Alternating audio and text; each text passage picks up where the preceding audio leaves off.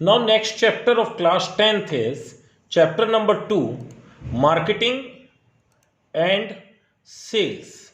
आइए इस चैप्टर को शुरू करते हैं.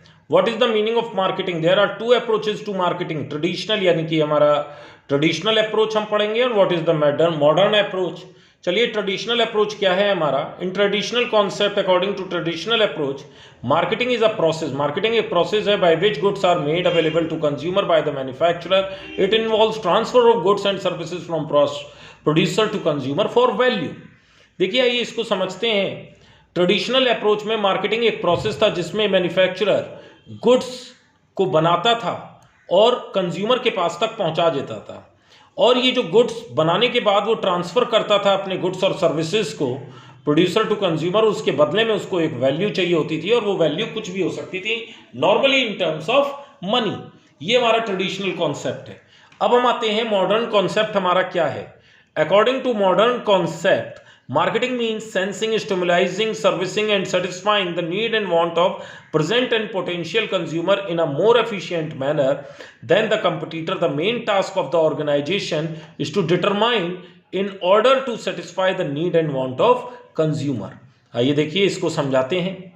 मॉडर्न कॉन्सेप्ट हमारा ये कहता है मार्केटिंग का, इसमें हम स्टिमुलेटिंग, सर्विसिंग और कस्टमर की वांट और नीड को सबसे पहले समझते हैं, चाहे वो हमारा प्रेजेंट कस्टमर हो या भावी कस्टमर, यानी कि भविष्य में जो हमारा कस्टमर बन सकता है उसकी सबसे पहले नीड और वांट को समझते हैं और उसको सेटिस्फाई करने की पूरी इस तरीके से एफिशिएंट मैनर में कोशिश करते हैं कि जो हमारा कंपटीटर है वो भी हमारा ना कर पाए. इसका मतलब बहुत सिंपल है. अगर हमारा बिजनेस का दूसरा जो व्यक्ति है जो हमारे कंपटीशन में है उससे बेहतर हम अपने कंज्यूमर को अगर हम सर्विसेज गुड्स प्रोवाइड करेंगे तो वही हमारी ऑर्गेनाइजेशन का मेन टास्क होगा.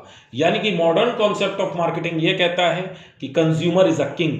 कंज्यूमर आज की डेट में राजा है. उसकी नीड और वांट को समझना चाहिए और हमें उसी प्रकार के प्रोडक्ट और सर्विसेज को डिजाइन करना चाहिए जिसमें वो सेटिस्फाई हो सके. Now elements. अब देखिए मॉडर्न कॉन्सेप्ट के एलिमेंट्स को समझना होगा. पहला एलिमेंट होता है target market. The customer who are likely to use product or services constituted the target market. The product or services should be designed and developed keeping in the view and need of or want of target market. अब देखिए target market क्या होता है.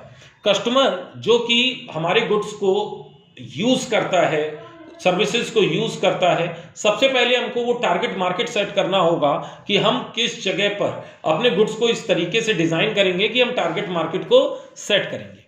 For example मान लीजिए हम manufacturer हैं medicine के, हम दवाई बनाने का कारोबार करते हैं और हमारे कस्टमर अलग अलग हो सकते हैं. हो सकता है हमारा कस्टमर रिटेल हो जो मेडिकल स्टोर पे जाता हो, और हो सकता है हमारा जो कस्टमर है वो हॉस्पिटल्स भी हो. बड़े बड़े हॉस्पिटल्स होते हैं तो दवाई कंपनियां वहां पर भी सप्लाई करती हैं. अब हमें ये देखना है कि हम बुखार की दवा बना रहे हैं या हम ग्लूकोज की बोतल्स बना रहे हैं.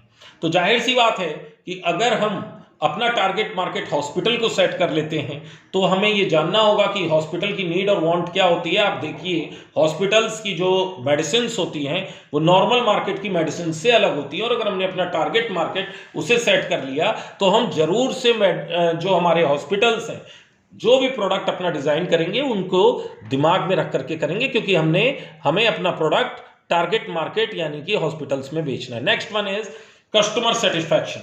Modern marketing seeks to satisfy consumer through right product at right price, right place and efficient after sales services. देखिए कस्टमर सेटिस्फैक्शन आज की डेट में हर मॉडर्न मार्केटिंग का यही कॉन्सेप्ट है.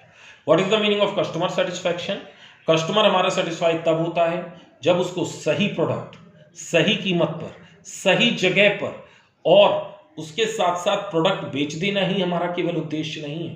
प्रोडक्ट बेच देने के बाद हम उसको एफिशिएंट सेल सर्विसेज भी, मतलब बेच देने के बाद भी सर्विसेज प्रोवाइड कर सकें.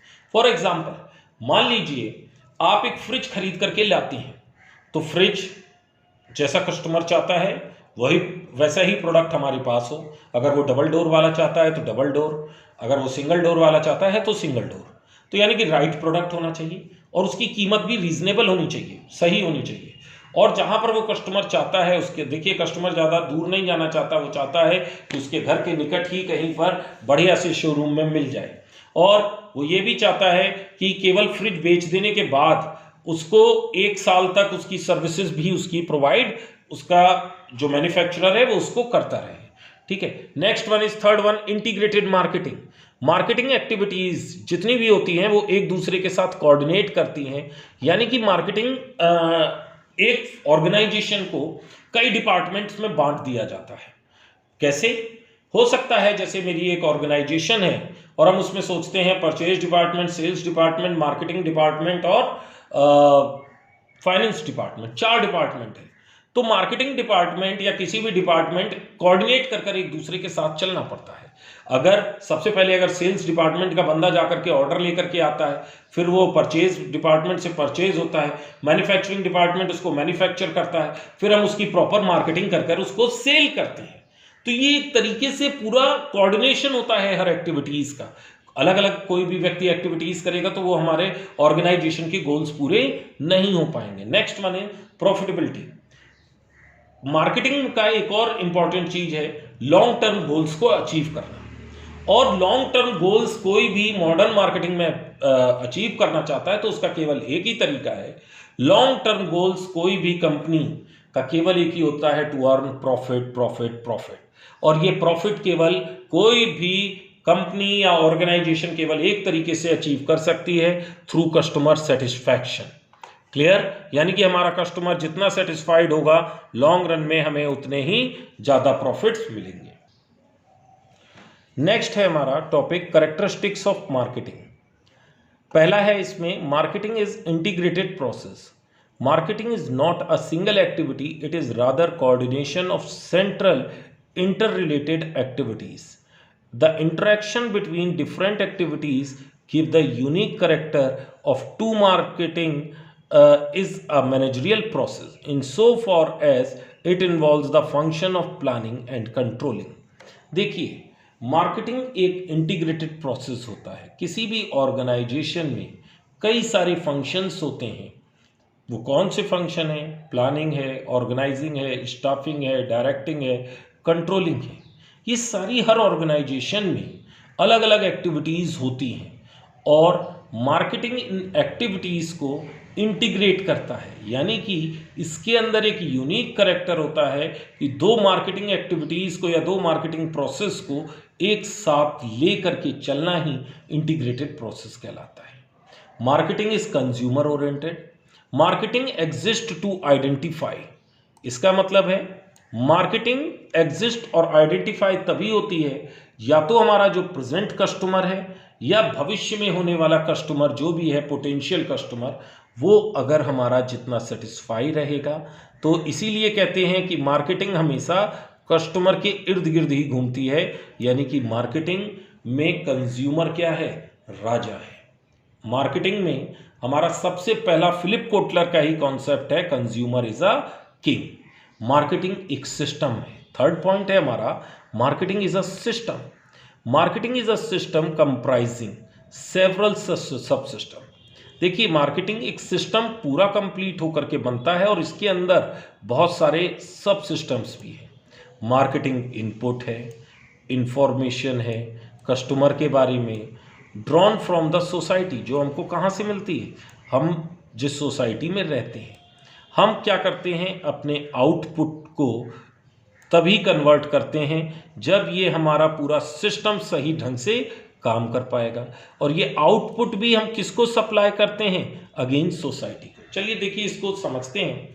मार्केटिंग एक सिस्टम है जिसको कई सब सिस्टम में डिवाइड किया जाता है और ये जो मार्केटिंग का सब सिस्टम है ये हमको सोसाइटी से सारे की सारी इंफॉर्मेशन प्रोवाइड करता है। और जब सोसाइटी से हमको इन्फॉर्मेशन मिल जाती है तो हम आउटपुट भी उसी प्रकार का डिज़ाइन करते हैं और फिर वापस इसी सोसाइटी में वो गुड्स और सर्विसेज हम वापस से सप्लाई कर देते हैं। फोर्थ पॉइंट है हमारा, marketing is a part of total environment. Marketing operates with in the framework of total environment. देखिए, एनवायरनमेंट कितने प्रकार के होते हैं? टोटल एनवायरनमेंट का मतलब वो होता है, जरा सा समझ लेते हैं, एक बिजनेस जिस भी एनवायरनमेंट में, चाहे वो इंटरनल हो या एक्सटर्नल हो, ठीक है, जहां पर वर्क करता है उस एनवायरनमेंट को समझना होगा। देखिए, टोटल एनवायरनमेंट किस किस को मिला करके बनता है? देखिए, पहला है इकोनॉमिकल क्लियर। सोशल, थर्ड है लीगल, चौथा है पॉलिटिकल, पांचवा है इंटरनेशनल या कुछ अदर फोर्सेस भी हैं। इन सब को हमें समझना होगा।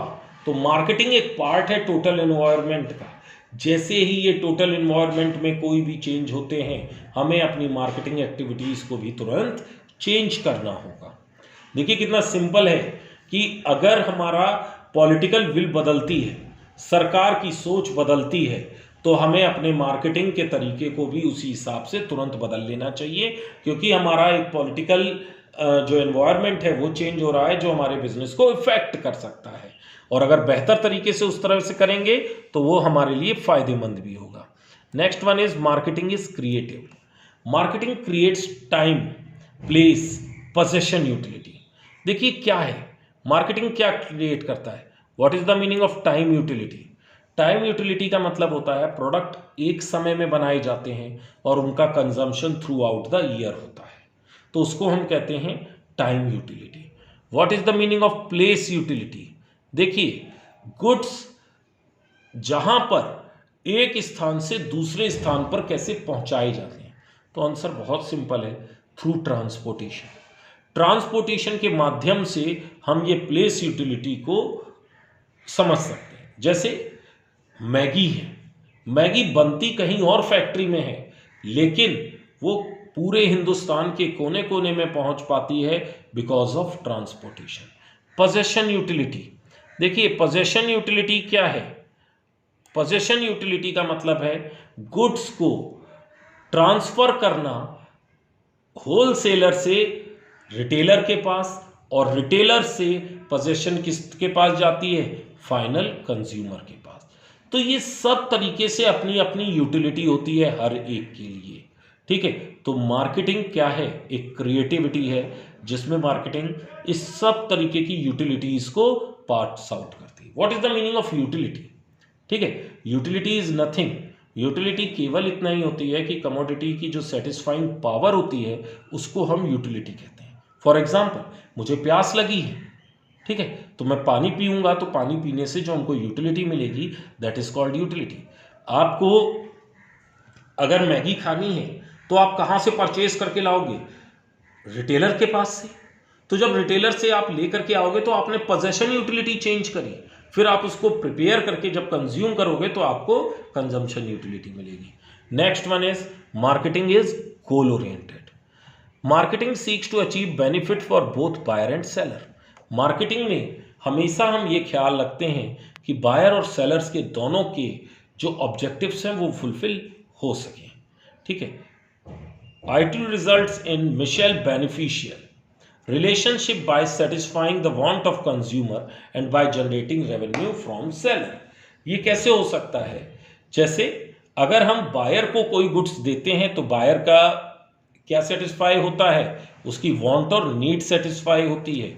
और अगर हम सेलर को वही चीज प्रोवाइड करते हैं तो सेलर उसके बदले में कंज्यूमर से क्या लेता है, प्राइस चार्ज करता है, तो कंज्यूमर को रेवेन्यूज जनरेट होते हैं। क्लियर। अब हमारा नेक्स्ट टॉपिक है what are the objectives of marketing. देखिए ऑब्जेक्टिव्स